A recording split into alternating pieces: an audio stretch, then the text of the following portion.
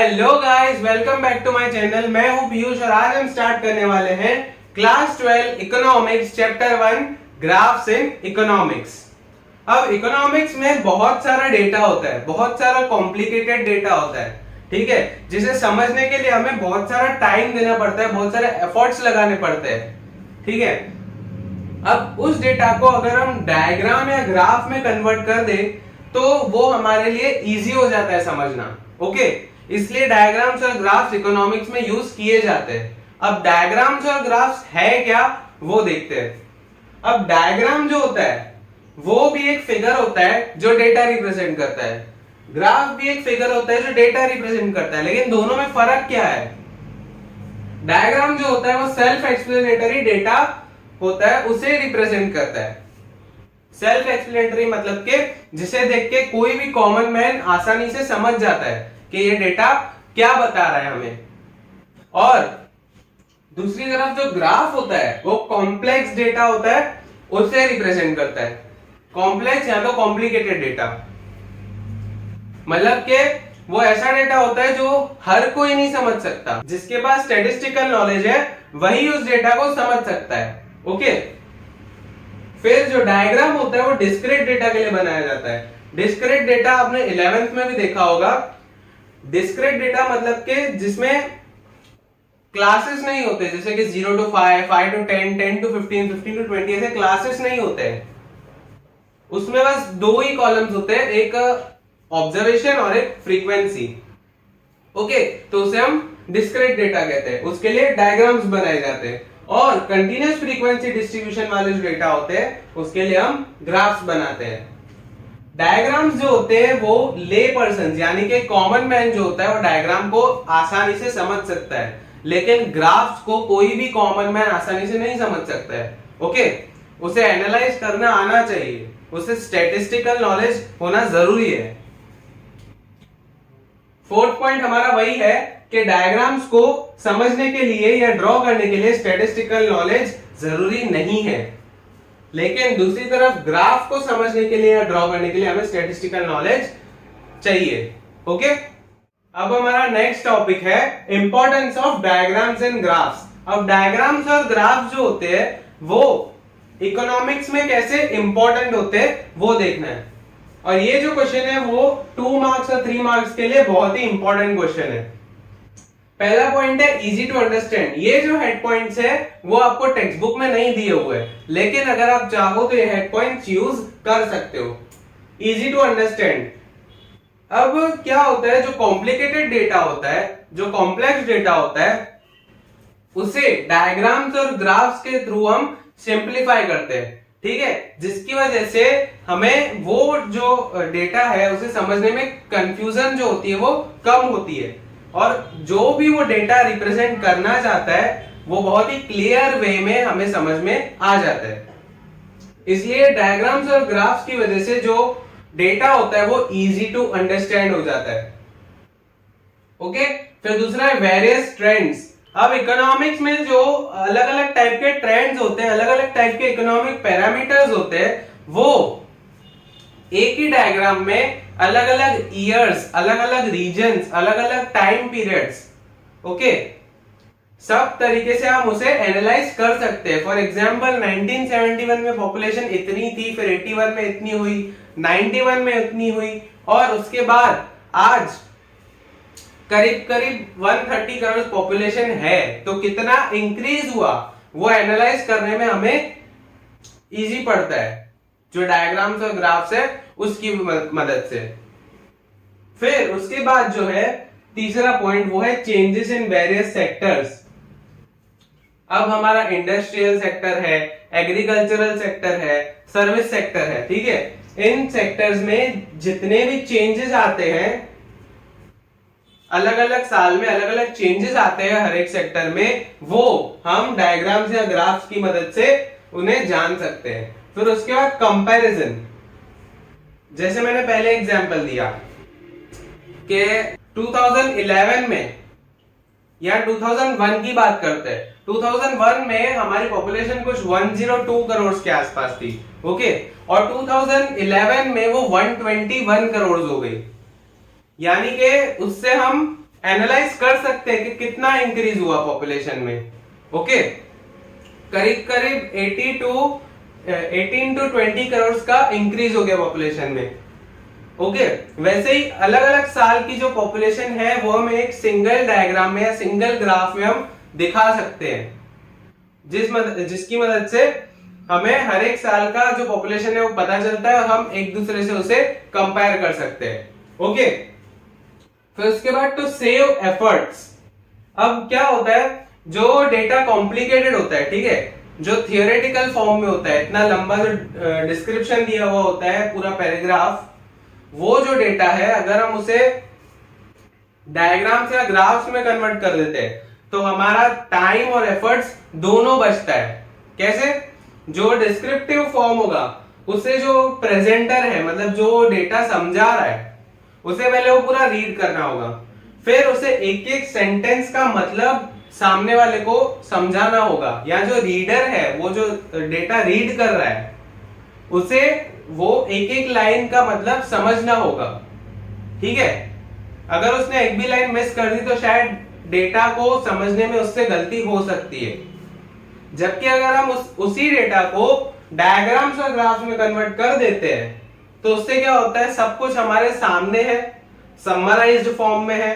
ठीक है, शॉर्ट में हमें वहां पे पूरा डेटा समझा दिया है, तो उसमें क्या हुआ, हमारे भी टाइम और एफर्ट्स बच गए, मतलब जो प्रेजेंटर है उसके भी टाइम और एफर्ट्स बच गए, और जो डेटा समझ रहा है उसके समझने में टाइम और एफर्ट्स बच गए। ठीक है, फिर उसके बाद आता है डिफिकल्ट प्रिंसिपल्स।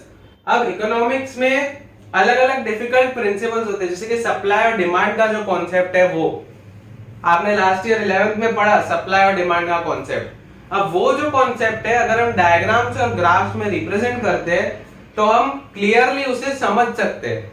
ओके, तो इस तरह से फाइनली हम कौन से कंक्लूजन पे आते हैं कि डायग्राम्स और ग्राफ्स में अगर डेटा को रिप्रेजेंट किया जाता है तो उस मदद से हम डेटा को इजीली समझ सकते हैं या समझा सकते हैं। ओके, अब हमारा नेक्स्ट टॉपिक है aspects to be considered while drawing a diagram और ग्राफ।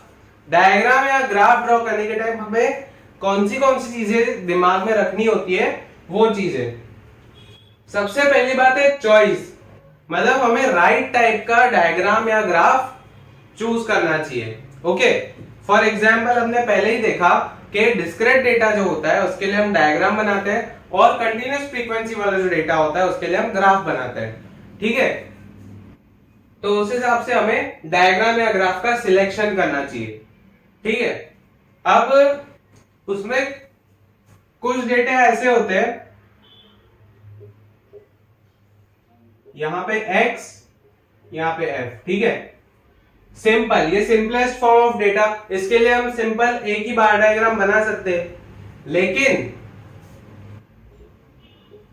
कितनी बार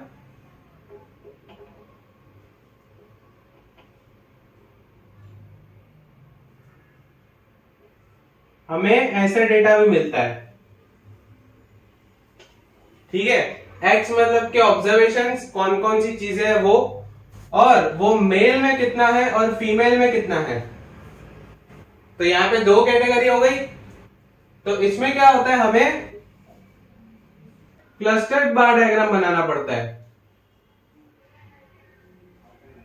ठीक है, तो डेटा किस टाइप का है उसे देख के हमें करेक्ट चॉइस करनी होती है। उसके बाद आता है क्लैरिटी। आप कोई भी डायग्राम बना रहे हो या कोई भी ग्राफ बना रहे हो, वो नीट और क्लीन होना चाहिए, क्योंकि हम डायग्राम और ग्राफ क्यों बनाते हैं, ताकि हम डेटा को इजीली समझ पाए। अगर वो डायग्राम या ग्राफ नीट और क्लीन नहीं होगा तो हम वो डेटा समझ कैसे पाएंगे इजीली। फिर उसके बाद आता है स्केल्स एंड मेजर्स। जहां पे स्केल्स एंड मेजर्स की जरूरत पड़ती है अगर डायग्राम और ग्राफ में, तो वहां पे हमें स्केल्स एंड मेजर्स यूज करने चाहिए।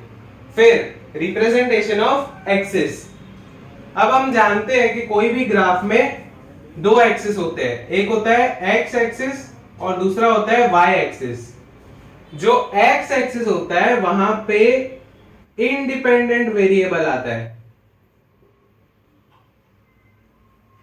और जो वाई एक्सिस होता है वहां पे डिपेंडेंट वेरिएबल आता है। ठीक है, फिर उसके बाद आता है मेथड। मेथड में क्या होता है कि आपने डेटा को कैलकुलेट करने के लिए या उसमें जो भी नेसेसरी सिंप्लीफाई करने के लिए कैलकुलेशंस होते हैं वो आपने अगर किए हैं तो वो डायग्राम के बाजू में या डायग्राम के साथ उसे रखना चाहिए ताकि समझ में आ सके कि स्टैटिस्टिकल मेथड की वजह से जो डेटा है वो सिंप्लीफाई हुआ और फिर वो सिंप्लीफाइड डेटा को हमने रिप्रेजेंट किया है। ओके, तो वो मेथड साथ में होना जरूरी है। फिर उसके बाद data table and source. Data table मतलब कि जैसे ये आपको टेबल दिया हुआ है, ये टेबल देख के ही आप डायग्राम या ग्राफ बनाते हो। ओके, तो ये जो डेटा टेबल है वो ग्राफ के साथ हमेशा रहना चाहिए ताकि समझ में आ सके कि कौन सा डेटा कहां पे रिप्रेजेंट किया है हमने। और उसके साथ साथ अगर हम सोर्स मेंशन कर देते हैं कि वो डेटा कहां से आया है तो जो डेटा होता है वो बहुत रिलायबल बन जाता है, मतलब हम उस पर विश्वास कर सकते हैं। फॉर एग्जाम्पल, बैंकिंग का कोई डेटा हमने लिया है, ठीक है, हमने जो सोर्स लिया है कोई आरबीआई की ऑफिशियल वेबसाइट है, ठीक है, वहां से हमने बैंकिंग का डेटा उठाया है, उसी को हमने यहां रख के डेटा टेबल में रख के उसे रिप्रेजेंट किया है ग्राफ में। ठीक है, और उसके नीचे हमने लिखा है सोर्स आरबीआई की जो ऑफिशियल वेबसाइट है वो। तो उससे क्या हो गया, जो भी उस डेटा को देख रहा है, जो भी उस ग्राफ को देख रहा है, वो क्या करेगा, उस पर विश्वास जल्दी कर लेगा क्योंकि नीचे सोर्स लिखा हुआ है। इसका मतलब कि जो डेटा है वो ऑथेंटिक है और रिलायबल है, मतलब कि वो फेक नहीं है। ओके, अब हम करने वाले हैं टाइप्स ऑफ डायग्राम्स। ओके, अब डायग्राम्स के बहुत सारे अलग अलग टाइप्स होते हैं, लेकिन मेनली आपको इस चैप्टर में सिर्फ 3 डायग्राम्स दिए हुए हैं। पहला है टाइम बेस्ड लाइन डायग्राम, दूसरा बार डायग्राम और तीसरा है पाई डायग्राम। ठीक है, टाइम बेस्ड लाइन डायग्राम में क्या होता है, कोई भी वेरिएबल की वैल्यू अलग अलग टाइम पे कितनी है वो जानने के लिए हम क्या बनाते हैं, टाइम बेस्ड लाइन डायग्राम। वो भी कुछ कुछ ग्राफ की तरह ही होता है, उसमें आता है एक्स एक्सिस और वाई एक्सिस। जैसे हमने पहले पढ़ा था कि एक्स एक्सिस पे कौन सा आता है, इंडिपेंडेंट वेरिएबल, और यहां पे dependent variable. Okay, time based line diagram में अलग अलग टाइम पे अलग अलग जो वेरिएबल की वैल्यू है वो नोट करके एक कर्व बनाया जाता है। ओके, तो वो बन जाता है टाइम बेस्ड लाइन डायग्राम। फिर उसके बाद आता है बार डायग्राम। बार डायग्राम में क्या होता है, जो डेटा है वो अलग अलग सेक्शंस में डिवाइड कर दिया जाता है और वो हर एक सेक्शन में जो वेरिएबल की वैल्यू है उसके लिए एक बार बनाया जाता है। ठीक है, अब मुझे नहीं लगता है समझाने की जरूरत है, लेकिन बार डायग्राम आप सबने देखा ही है, वो कुछ इस तरीके का होता है। y एक्सिस, x एक्सिस और यहां पे बार्स बने हुए होते हैं। और ऐसा जो डायग्राम होता है उसे हम सिंपल बार डायग्राम बोलते हैं। सिंपल बार डायग्राम में सिर्फ एक ही वेरिएबल होता है और उसकी वैल्यूज हम डिफाइन करते हैं। ओके, अब नेक्स्ट है क्लस्टर्ड बार डायग्राम। अब क्लस्टर्ड बार डायग्राम में क्या होता है, जो इंडिपेंडेंट वेरिएबल होता है वो एक ही होता है, लेकिन डिपेंडेंट वेरिएबल होते हैं वो एक से ज्यादा होते हैं। ठीक है, अब उसका जो स्ट्रक्चर होता है वो कुछ इस टाइप का होता है।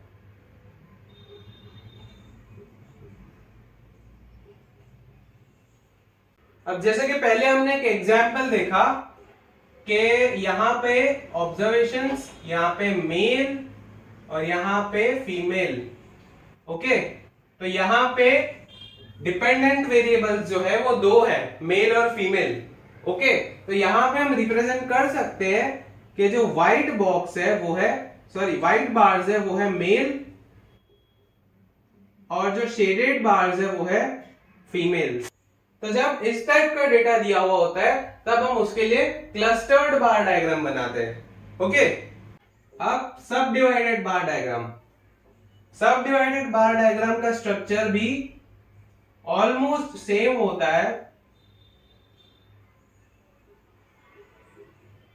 लेकिन उसमें डिवीजन आ जाते हैं। ओके, इसमें क्या होता है, वेरिएबल की हर एक वैल्यू की सब कैटेगरीज होती है, जिसकी वजह से जो बार्स होते हैं उनमें डिवीजन आ जाते हैं।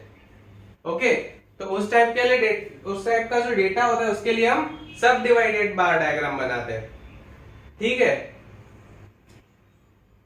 अब इसमें डिफिकल्ट कुछ है नहीं। ओके, जब आपको सिंपल डेटा दिया होता है, यानी कि x और f या y, तब आपको सिंपल बार डायग्राम बनाना है। जब इस टाइप का डेटा दिया होता है आपको, तब आप क्लस्टर्ड बार डायग्राम भी बना सकते हो और सब डिवाइडेड बार डायग्राम भी बना सकते हो। ओके, अब उसके बाद आते हैं हम पाई डायग्राम पे। अब पाई डायग्राम में क्या होता है, एक सर्कल होता है जो कि 360 डिग्री का होता है। अब अलग अलग वेरिएबल्स की जो वैल्यू होती है उससे प्रोपोर्शनेट हम डिग्रीज लेते हैं और उस हिसाब से हम उस पाई को अलग अलग सेक्टर्स में डिवाइड करते हैं और हर एक में कुछ अलग डिजाइन या कुछ अलग शेड करते हैं। अब आपकी टेक्स्ट बुक में पेज नंबर 7 पे जो डेफिनेशन दी हुई है वो देखते हैं। If an entire circle is considered as universal set of an entire data and the different components of this data are represented by dividing the circle in degrees proportional to the data, then a pie diagram is obtained। मतलब कि जो entire circle है, जो पूरा circle है, उसे हम data का यूनिवर्सल सेट समझ रहे हैं। मतलब कि पूरी की पूरी डेटा सिर्फ एक सर्कल में समाई हुई है। ओके, और हम उस सर्कल को जो डेटा है उस हिसाब से प्रोपोर्शनेट वैल्यूज लेके डिवाइड कर रहे हैं। ओके, तो उससे जो डायग्राम बनता है उसे हम क्या कहते हैं, पाई डायग्राम कहते हैं। अब वो प्रोपोर्शनेट वैल्यू या प्रोपोर्शनेट डिग्रीज कैसे फाइंड करते हैं, ठीक है, तो उसके लिए भी आपको पेज नंबर 8 पे एक फॉर्मूला दी हुई है, formula for obtaining proportional degree for a component of data.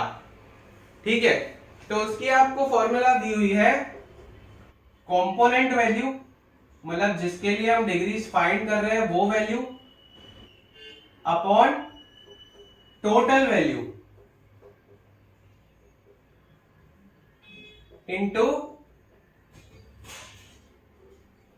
360। Okay, आपको नीचे एक एग्जाम्पल भी दिया हुआ है।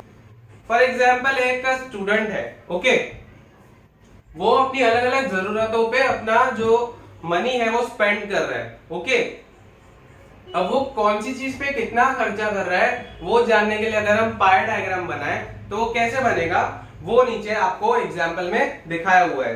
अब अपने टाइप्स ऑफ डायग्राम्स तो देख लिए। ओके, अब बार डायग्राम और पाई डायग्राम ड्रॉ करने से पहले हमें कौन सी चीजें ध्यान रखनी है, यानी कि aspects to be considered while drawing a bar diagram और अ पाई डायग्राम, वो देखते हैं हम। सबसे पहले हम देखेंगे aspects to be considered while drawing a bar diagram. Okay, जो आपको पेज नंबर 7 पे दिया हुआ है। अब जो पहली चीज है वो है विड्थ। विड्थ मतलब के जो बार की जो चौड़ाई होती है वो।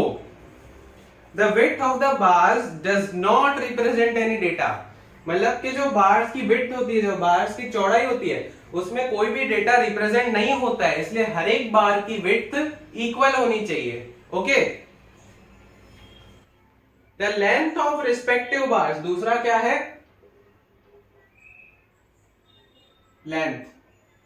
Length of respective bars should be proportional to the value of the variable which they represent। Length मतलब के बार्स की जो लंबाई होती है वो। अब जो बार्स की लंबाई है वो कैसी होनी चाहिए, वो जो वैल्यूज रिप्रेजेंट कर रहे हैं, जिस वेरिएबल की वैल्यूज रिप्रेजेंट कर रहे हैं, वो वैल्यूज से प्रोपोर्शनेट लेंथ होनी चाहिए। ठीक है, फिर उसके बाद है the distance between all bars should be equal and that should be also maintained between the first bar and the origin. अब जो बार्स होते हैं उनके बीच में जो हम स्पेस छोड़ते हैं वो हर एक मतलब हर दो बार्स के बीच में इक्वल होनी चाहिए, और वही same to same equal space origin और फर्स्ट बार के बीच में भी हमें रखनी चाहिए। All bars rest on the same line called the base, which usually coincides with x-axis.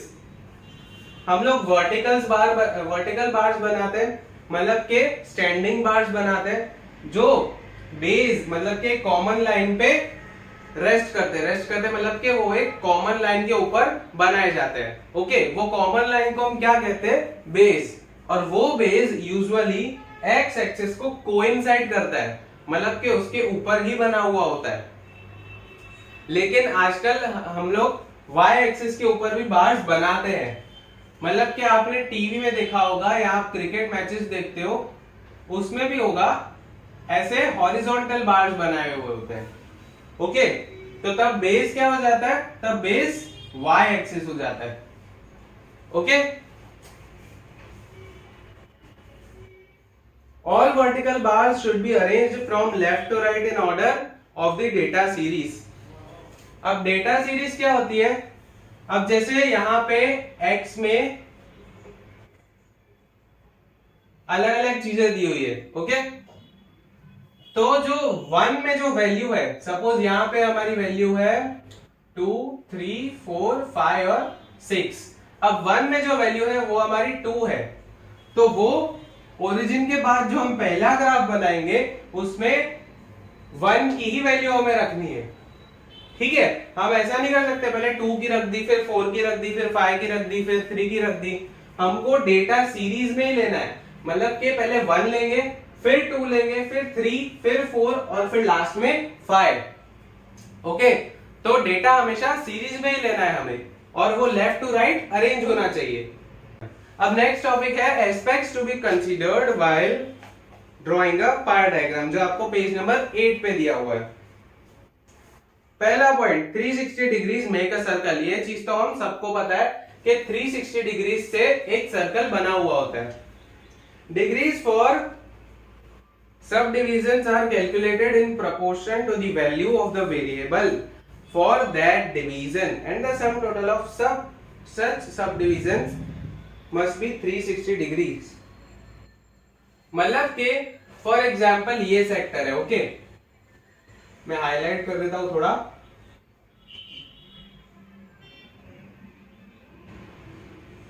अब इस सेक्टर में हम कौन से वेरिएबल का मतलब वेरिएबल की कौन सी वैल्यू का प्रोपोर्शनेट लेंगे जो इस सेक्टर में आता है।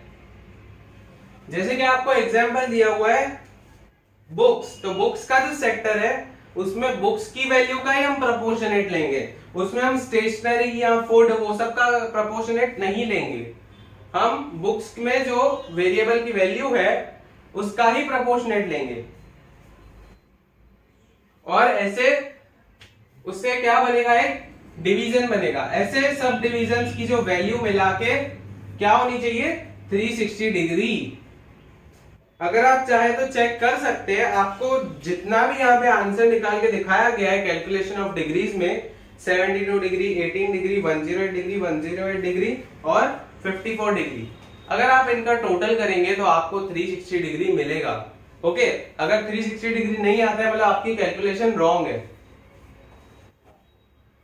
If relevant data is to be compared across regions or time periods, then two pie graphs can be drawn side by side। अगर अलग अलग टाइम पे वेरिएबल की वैल्यू हमें कंपेयर करनी है तो उसके लिए हम क्या कर सकते हैं? आजू बाजू में दो डायग्राम्स बना सकते हैं, दो पाई डायग्राम्स। ओके, एक सपोज अगर हम दो टाइम पीरियड्स कंपेयर कर रहे हैं तो एक पहले वाले टाइम पीरियड के लिए और एक अभी वाले टाइम पीरियड के लिए। Okay, for data set with a smaller total value a circle with smaller dimensions can be drawn, and for a data set with larger total value a circle with bigger dimensions can be drawn.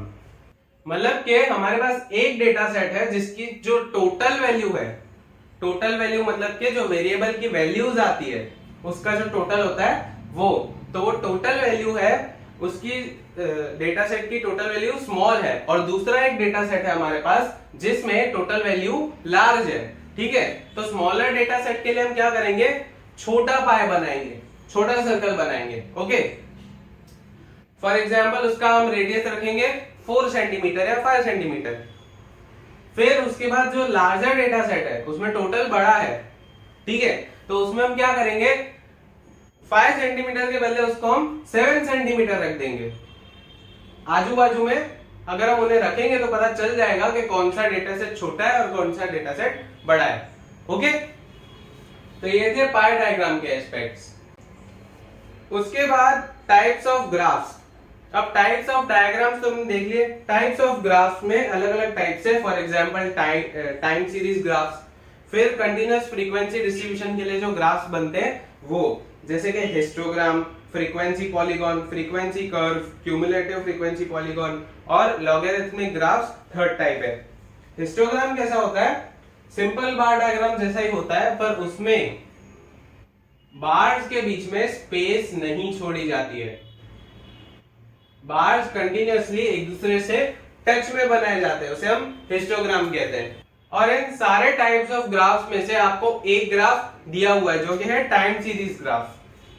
In a trade cycle or in cycles of economic activities, short term and long term, regular or irregular changes are observed. अब trade cycle क्या होती है वो आपने 11th में भी देखा था। पहला जो पीरियड होता है वो होता है बूम, मतलब इन्फ्लेशन।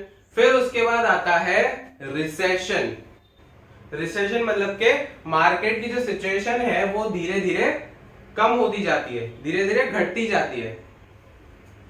और फिर उसके बाद आता है स्टेज जो होता है डिप्रेशन, जहां पे इकोनॉमिक एक्टिविटीज एकदम मिनिमम होती है। ठीक है, जैसे अभी बीच में लॉकडाउन आया था वैसे। फिर उसके बाद आता है रिकवरी। रिकवरी मतलब कि लॉकडाउन खुलने के बाद जैसे पीरियड आया जिसमें बिजनेसेस फिर से चलना स्टार्ट हुए, फिर इकोनॉमिक एक्टिविटीज धीरे धीरे बढ़ती गई।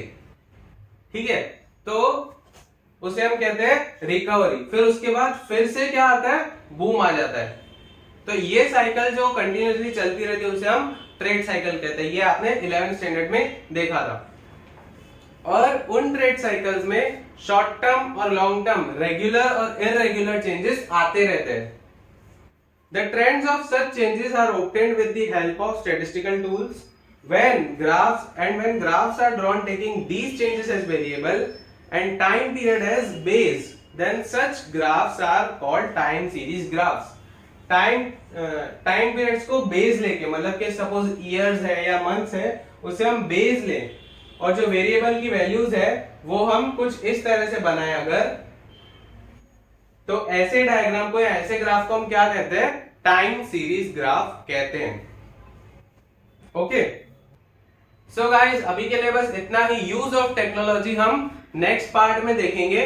ओके गाइस, अगर आपको वीडियो अच्छा लगा हो तो लाइक, कमेंट और सब्सक्राइब करें और अपने फ्रेंड्स के साथ शेयर करें। Okay guys, thank you for watching and Tata.